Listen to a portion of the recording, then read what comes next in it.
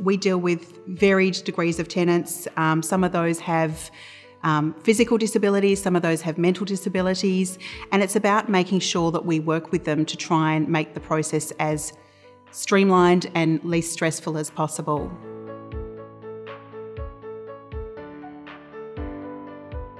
We deal with people who are going through the most stressful situation in their lives. Moving house is up there with having a family, getting married, divorce, all those types of things. So people may be behaving in a slightly erratic or stressed mindset. So we need to kind of remove ourselves from that emotion and just understand what the purpose is here, assist them in trying to get from point A to point B to achieve that, and really just being there to support them with information and basic guidelines.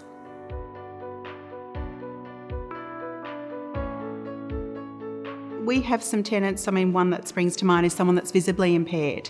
So for them to ensure that they're coming to inspect a property that's going to be suitable to start with, so it needs to be ground floor, minimal steps, not too small and difficult to work their way around, is the first part. And then if that's not suitable, then we'll try and accommodate them with something else that we may have. Obviously then the application process is going to be more difficult for them, so sometimes just spending a little bit more time with them, getting them into the office to try and help them fill that out, or whether they've got someone that can help them do that. Obviously it's a really stressful time for them.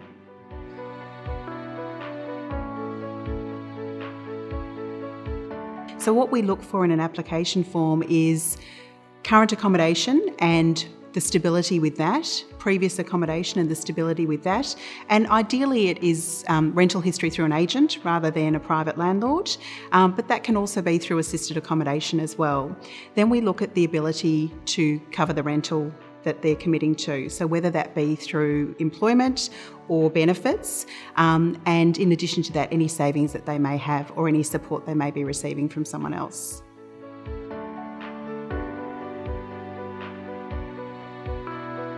I think a lot of agents tend to be using one form, which is guided by realestate.com. We still have the capacity for someone to use one of our application forms that they can handwrite. There are still a lot of agents that do that. There are some that won't. And for me, having gone through the process with a family member recently, I can see that they've really struggled with the one form application process, and I've actually had to help them through that. But there is still, in most cases, the opportunity to handwrite a form, which should help those that are not technology savvy.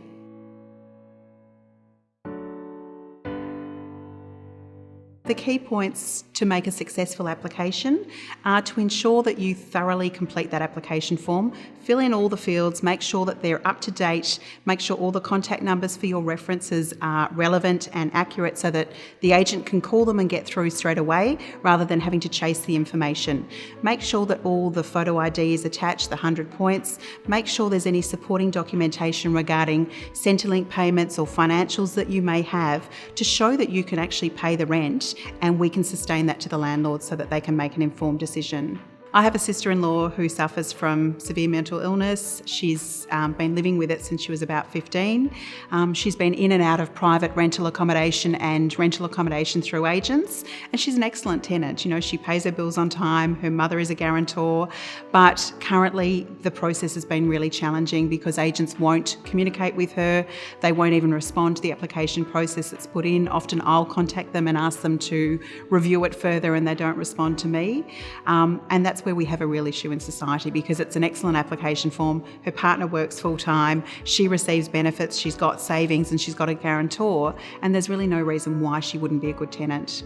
People with disabilities can sometimes struggle with the interaction and communication with agents. So I think it's really important that they have someone, whether it's a social worker or a family member, to be there to support them and guide them and be succinct in what they're actually looking for and what they're trying to achieve, and to reassure the agents that there is a support network in place with these people so that rent will be paid, they'll be good tenants. Most of these people are really long-term tenants as well. They don't want to keep moving, it's too stressful.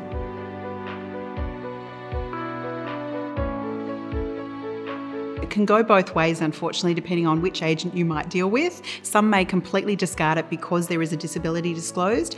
Others may go the extra mile to try and actually help that person because that's the way that their agency is inclined to work. Generally speaking, from the documentation that we receive, there is going to be some level of disclosure, particularly if the person is not working and they are receiving benefits to assist with their rental payments. So I think openness is positive so that we can try and work with someone. I think it's really helpful for a property manager and a landlord to understand a little bit of background, because there's only so much that you can tell from an application form that's got standard fields that are filled in. To educate us on what you've been doing over the past few years, why you're moving, why you like this property is really, really helpful, and it can make your application form stand out.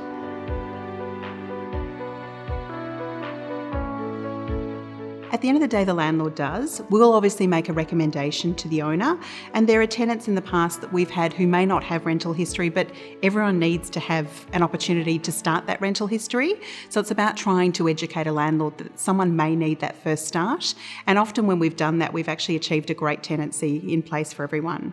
So what will happen is we'll collate the application, we'll make sure that we've got all the relevant ID that we're seeking, we'll cross-reference the ID addresses with the addresses supplied on the application form for some consistency.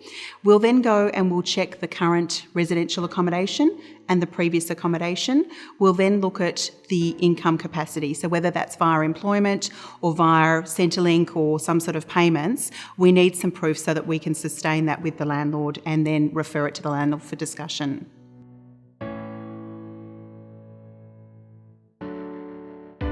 Generally speaking, tenancies are 12 months. Landlords love to renew them after that. There's never any guarantees. Obviously, people's situations change from both the tenant and the landlord side. So it's more about making sure that the landlord inspects the property during that tenancy. There's open communication about the plans after that first fixed term tenancy expires.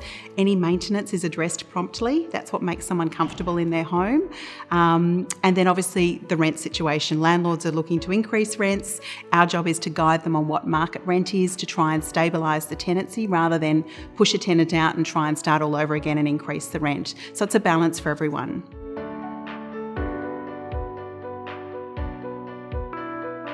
There may need to be modifications that take place, and we've done that before. We've got some elderly tenants that need modifications, so it's a matter of open communication, making sure at the very beginning everyone understands what needs to be done, who's going to be responsible for it, and how it's going to be reinstated at the end of the tenancy. If a tenant requests modifications at the commencement of the tenancy in the application process, that can sometimes be a deterrent for landlords, I believe.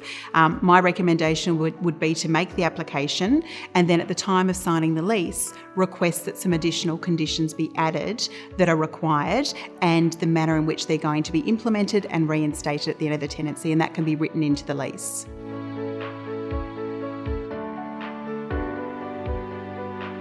We explain to the landlord the reason that you've employed an agent as the middle person is to remove you from any direct contact with the tenant, and that in turn ensures that you're not exposed to difficult conversations that you don't have a buffer for. So we just explain the tenant's rights in terms of quiet enjoyment and the responsibility to issue a relevant notice if the landlord wants to go to the property, and we just remind them that it's important that the tenant is allowed to live in the property comfortably, and should they want to come through, then we'd notify the tenant in advance and we'd go through with them. The landlords that we manage property for are the good landlords, purely because they're open communicators. They respect and value us as their agent, as the middle person, to communicate any situations to them so they can make an informed decision. Generally speaking, the ones that are not open-minded, the ones that are not open to maintaining their properties, are not really the landlords that we want to be managing property for.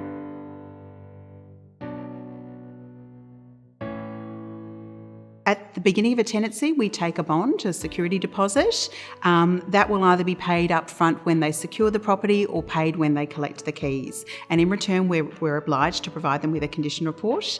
Now, that bond is lodged with the Residential Tenancies Bond Authority, and it's quite a strict process. There are signatures required to lodge that, and there are signatures required by both the tenant and the agent at the end of the tenancy to refund that.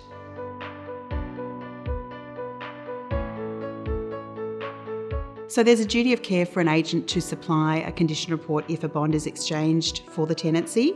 Now, when I started back in real estate 28 years ago, it was just a handwritten condition report. These days we've evolved and technology's become much more user-friendly. So most agents will take photos and document a condition report.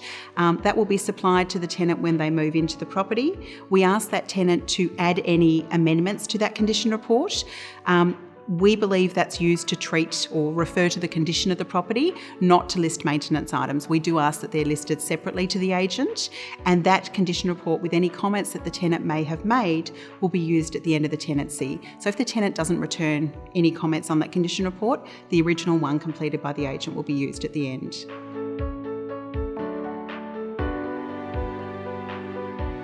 There are two types of repairs, general repairs and urgent repairs. So in the little red handbook that we provide to every tenant when they move into a property, it's very clearly defined which is which. And basically for general repairs, we ask a tenant to put that in writing. That way we can document when it comes into our office, we can track that it's been actioned, and there's no confusion about phone calls where people get distracted and it gets forgotten. In terms of urgent repairs, we do encourage a phone call because they're very time sensitive.